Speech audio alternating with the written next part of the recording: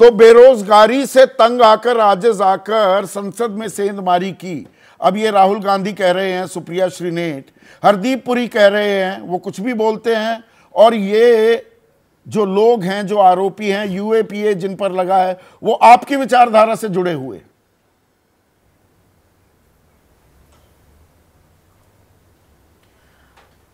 हरदीप पुरी की बातों को सीरियसली कौन लेता है? आप सीरियसली लेते हैं? क्योंकि मैं तो नहीं लेती हूं।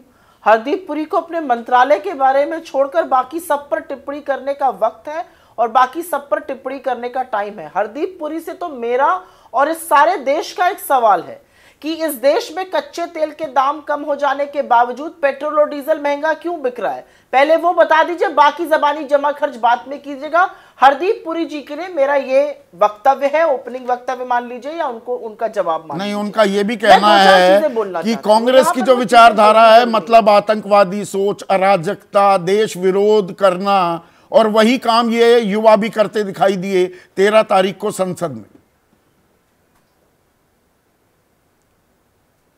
कांग्रेस की विचारधारा क्या है, मैं ये जानना चाहती हूं। क्या हरदीप पुरी जानते हैं हमारी विचारधारा क्या है? हमारी विचारधारा है बेरोजगारी पर सरकार को कटघरे में खड़ा करना और लोगों के लिए रोजगार मांगना। हमारी विचारधारा है महंगाई के खिलाफ आवाज उठाना। हमारी विचारधारा है आर्थिक असमानता के खिलाफ बोलना। हमारी विचारधारा है जो 6% लोग सीएसडीए के सर्वे में भ्रष्टाचार को एक बड़ा इशू मान रहे हैं, उनके साथ आवाज में आवाज मिलाना। हमारी विचारधारा ये। आप हमारी विचारधारा समझ ही नहीं सकते क्योंकि आपके अनुसार तो बेरोजगारी समस्या ही नहीं है। आपके अनुसार तो पकौड़े तल लो। ये अलग बात है कि जो गैस का दाम है वो 1000 के आसपास है और तेल और आटा दोनों पर जीएसटी आपने लगा दी। छोड़िए उन बातों को, मैं कुछ तथ्यात्मक यहां पर चीजें रखना चाहती हूं जिससे कि समझ में आए। जो लोकसभा में हुआ वो गलत था। वो सिक्योरिटी में बहुत बड़ी सेंध, बहुत बड़ी चूक है। ये एक डिबेट है, इसका ट्रिगर क्या था इस पर्टिकुलर प्रकरण का, और वो ट्रिगर फ्रस्ट्रेशन है। पिछले 1.5 साल में 70 पेपर लीक हुए हैं।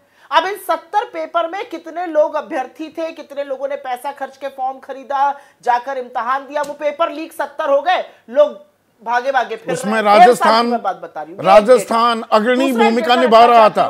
पेपर लीक को लेकर एसआईटी के गठन का ऐलान भी कर दिया है नए मुख्यमंत्री भजनलाल शर्मा ने, वहां आपकी सरकार थी। उस पर जवाब दूंगी, पहले अपनी बात खत्म करूंगी, आपकी राजस्थान वाली बात पर भी बोलूंगी। पहला मेरी बात है कि 70 पेपर लीक हुए पिछले 1.5 साल में। दूसरा वक्तव्य मैं यहां पर देना चाहती हूं, परसेंटेज ऑफ पॉपुलेशन।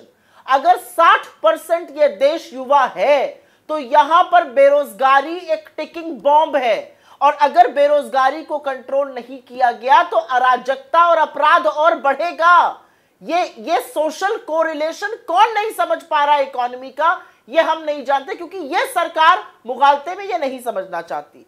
हमारा जो डेमोग्राफिक डिविडेंड की हम बात करते थे वो धीरे धीरे डेमोग्राफिक डिजास्टर बनता जा रहा है। अगर 8.8% टोटल अनएम्प्लॉयमेंट रेट है और ग्रेजुएट्स 25 साल से कम करीब 42% से ऊपर बेरोजगार हैं, तो ये डेमोग्राफिक डिजास्टर बन चुका है। ये टिकिंग टाइम बॉम्ब है। जो इसको ना मानना चाहे उसकी अपनी अलग बात है। यहां पर आपने एक जिक्र किया कि सरकार ने रोजगार मेला लगाए।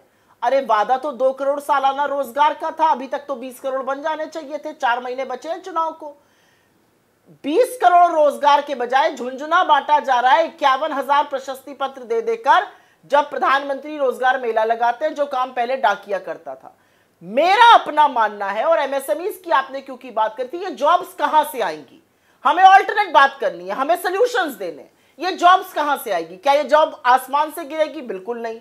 ये जॉब्स हमें ही बनानी है, हमारी सरकार को बनानी है, और एक सरकारी नौकरी पर 8 प्राइवेट जॉब बनती है। ये एक मोटा आंकड़ा कहा जाता है। अगर इतने पद खाली पड़े, पहले तो उनको भर दीजिए। दूसरा, जो छोटे लघु मध्यम उद्योग हैं उन पर फोकस करिए। पिछले 2 साल 8 महीनों में 32,000 से ज्यादा एमएसएमई बंद हो गए। इसमें काम करने वालों का क्या हुआ? ये छोटे लघु मध्यम उद्योग क्यों बंद हो गए? इन सब बातों के बारे में चर्चा कहां हो रही है?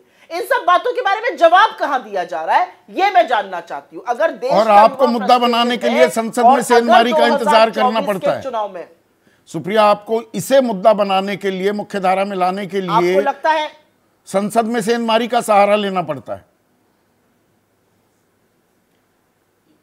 ये मुझे लगता है कि बिल्कुल गलत वक्तव्य है, थोड़ा समरूपतापूर्ण भी मैं कहूंगी। अगर आपको लगता है कि कांग्रेस इस देश की सुरक्षा के साथ इंतजार करेगी कि कल पहले खिलवाड़ हो और फिर हम करें, हम लगातार बेरोजगारी पर, महंगाई पर, आर्थिक असमानता पर अपनी आवाज उठा रहे हैं और उठाते रहेंगे। मैं आशा करती हूं कि 2024 का चुनाव आते आते ये सरकार भी जग जाएगी और समझेगी कि बेरोजगारी हमारे देश की सबसे विकट समस्या है, क्योंकि हमारे यहां 60% लोग युवा हैं। अगर आप वो नहीं समझ सकते तो देश में वो हो रहा है जो बेरोजगारी के चलते होगा, उसका एक ट्रेलर अभी आपको दिखा है। अराजकता बढ़ेगी क्योंकि ये टिकिंग टाइम बॉम्ब है। जिन लोगों को रोजगार मिलना चाहिए, जिनको काम करना चाहिए, अगर वो खाली और खलियर घूमेंगे तो यही सारी चीजें होंगी। और इसके बारे में सजग रहना और इसके बारे में सोचना, मुझे लगता है हम सबका कर्तव्य है।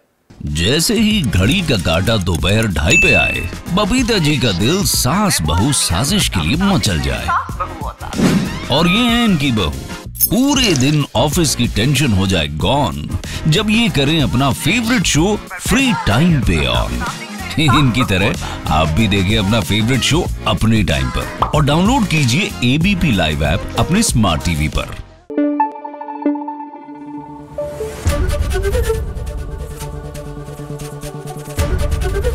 एबीपी न्यूज आपको रखे आगे।